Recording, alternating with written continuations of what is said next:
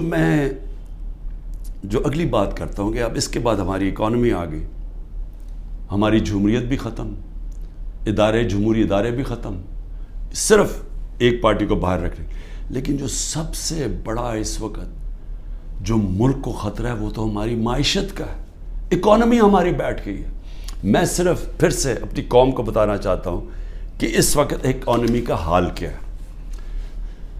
ہم جب چھوڑ کے گئے تھے 6.1% پہ ہماری اکانومی بڑھ رہی تھی، یعنی دولت میں اضافہ ہو رہا تھا ملک میں۔ اور میں پھر یہ کہوں کہ یہ پاکستان کی تاریخ میں پہلی دفعہ امریکی ڈالرز نہ آنے کے، جو کہ ایوب خان کے دور میں آئے، ضیاء کے دور میں آئے، مشرف کے دور میں آئے، تب گروتھ ریٹ اوپر تھی۔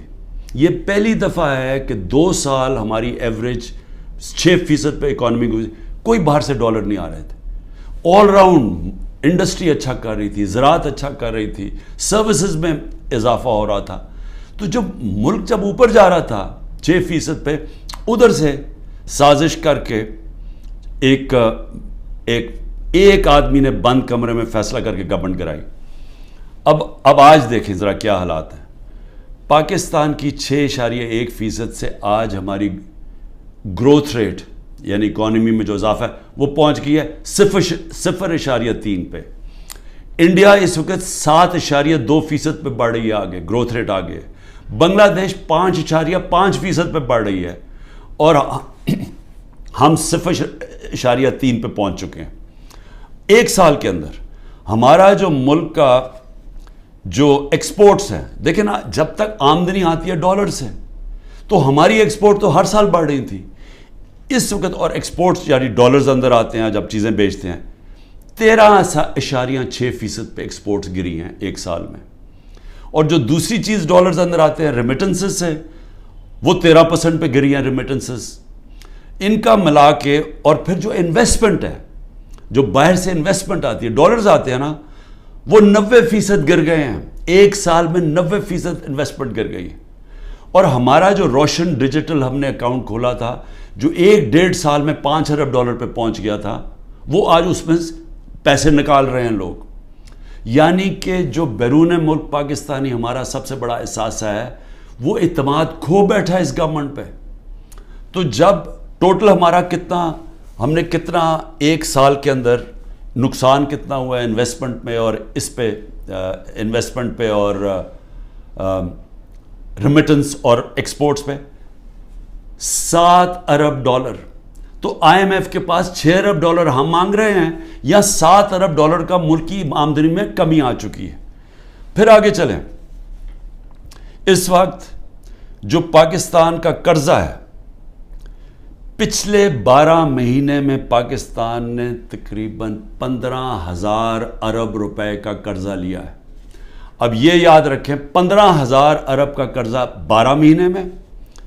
ہماری حکومت جو پہلے مشکل وقت میں آئی تھی، کیونکہ سب سے بڑا خسارہ بیرونی خسارہ چھوڑ کے گئے تھے، ہمارا جو ٹوٹل ہم نے اپنے دور کے اندر کتنا ہم نے خسارہ لیا، کتنا ہم نے قرضہ لیا، ہمارا 18,500 ارب 18,500 ارب 3.5 سال میں، انہوں نے ایک سال میں 15,000 ارب روپیہ قرضہ لیا۔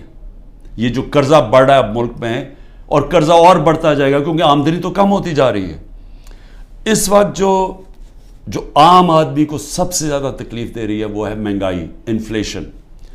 ہم چھوڑ کے گئے تھے 12.4% پہ، آج پاکستان میں مہنگائی 38% پہ ہے۔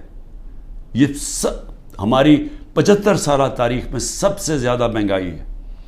پھر اس سے زیادہ خوفناک ہے جو کھانے پینے کی چیزیں ہیں، جو فوڈ انفلیشن ہے، وہ 48% پہ ہے۔ یعنی جو عام آدمی کو سب سے زیادہ تکلیف دے رہی ہے کھانے پینے کی چیزیں، وہ 48% پہ ہماری انفلیشن ہے۔ سری لنکا، جس کا ہمارے سے زیادہ برا حال ہے، وہ اپنی مہنگائی کم کر کے 25% پہ لے آیا ہے۔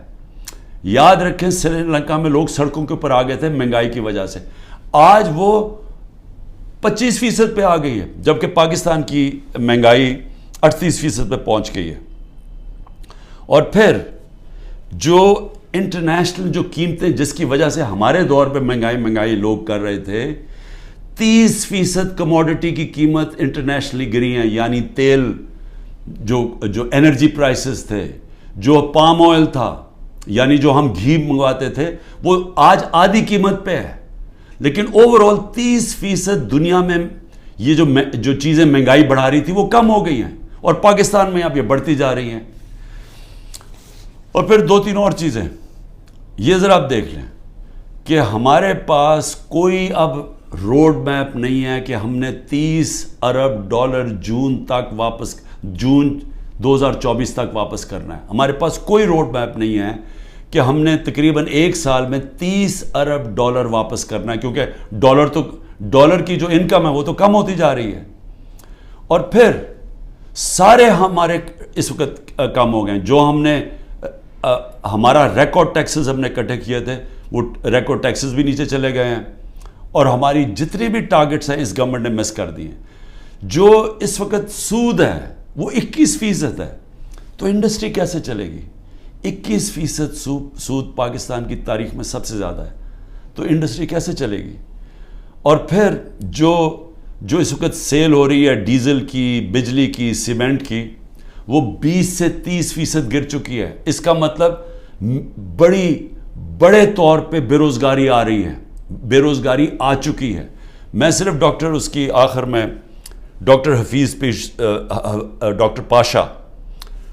پاشا جو پاکستان میں سب سے بڑے اکانومسٹ مانے جاتے ہیں، بڑے نام ہیں ان کا، وہ کہہ رہے ہیں کہ 1 سال میں 10 کروڑ لوگ غربت کی لکیر سے نیچے گئے ہیں. اور میں